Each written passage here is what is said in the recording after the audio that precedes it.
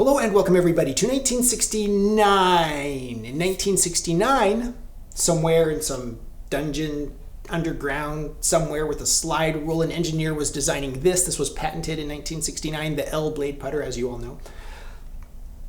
While that was going on, slide rule, dark dungeon, probably a candle or some gas lamp, some astronaut named Neil Armstrong landed on the moon in 1969. Have you heard of this? Landed on the first steps on the moon. Woodstock happened in 1969. Beatles recorded Abbey Road. It was a pretty significant year, 1969.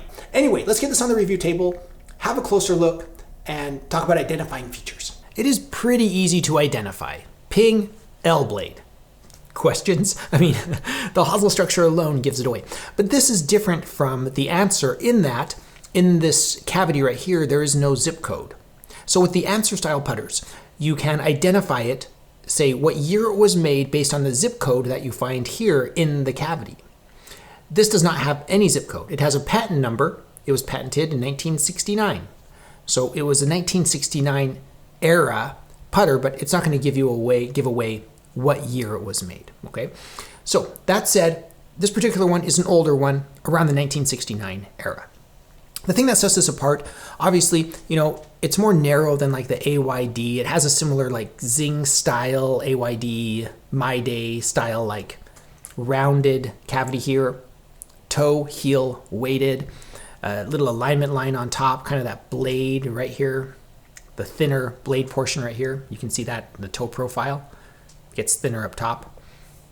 It looks pretty good at address. Little offset here. The face, no nonsense. Same with the sole. This was back when putters were used for putting and not just to look good in somebody's bag. So there's no reason to have text or decoration down here on the sole because that's not what you're going to look at when you're putting. It's a very golfer's putter here. We already discussed the hosel structure, how it's way off here, hence the L. Looks like a hockey stick. And then moving up the stepped shaft, there is a label, which I can't read. It's completely worn through. This is my sticker I just put on here to remind me of the year. And there's a newer Ping grip, not original to the putter, but it's a Ping grip. Let's see what it says right here. It says Golf Pride, USA, Ping. That's all it says on this particular grip, which is not original. So either way, let's move this over to the putting green, and I'm going to hit a few putts with this and tell you how it feels. Looking down at this, the first thing that comes to attention is how far off the heel that shaft is. It is not, it looks very clean because you can see the whole blade. And so that center alignment line looks very centered because you can see the whole club. So pretty interesting. I don't know if it doesn't feel like really twisty. I don't know. If I hit it out of the center, in the center of gravity, it shouldn't twist just because it's way off the shaft. A little pacey, but the alignment was good on that one.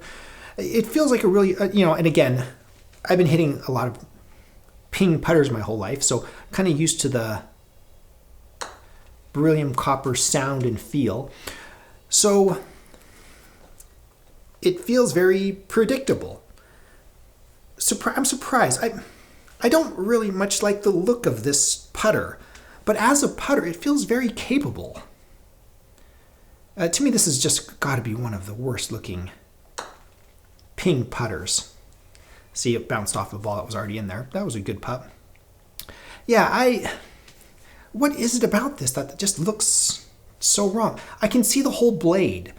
Is that a bad thing? I think I'm just not used to it. I need to just in order to give it a fair review, I'd have to play it for 3 months and then get back to you. But it's very capable, but there's something that just feels off about it to my eye. I want your opinion. What is it about this? Is it that the shaft is so far off the club face? And is it wrong to see the whole club face? Maybe there's something to that. I can't put my finger on it right now. This actually feels really good to hit. It does have some, and this is a very loose comparison, it does have some semblance of a McGregor Ironmaster putter, right? The Spalding Hollowback, Wilson 8802 style putter, just because the shaft is all the way back towards the heel. So when you look at it, it kind of reminds me slightly of those putters.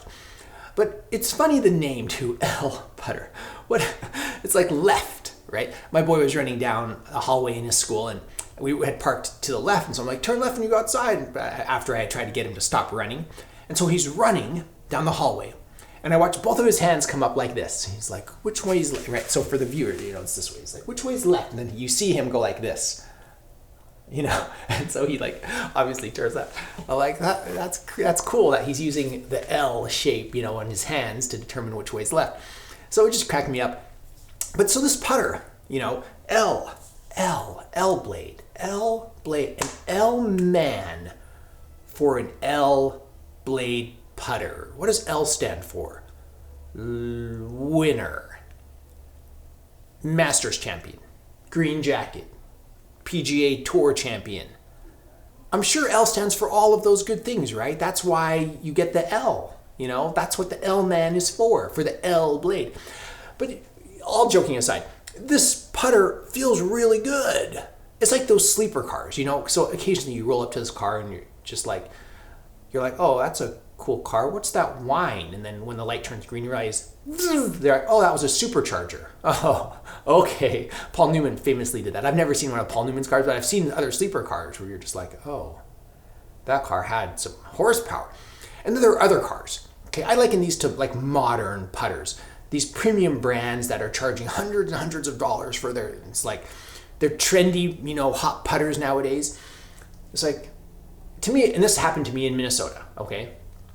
Just imagine one night, it's like 8 p.m. Hey, we're out of milk, go get some milk. Okay, I'll go get some milk, So cruising in my 2008 rusty Toyota Camry with 2 inches of just sick and Cheerios sloshing back and forth in the rear footwells, okay? And so I come to a stoplight, and I remember I was like 2 blocks away from the grocery store, and I'm just there just like, going to the grocery store, what a joy. And then up next to me rolls this green BMW in Minnesota. And the first thing, the light's not even close to changing.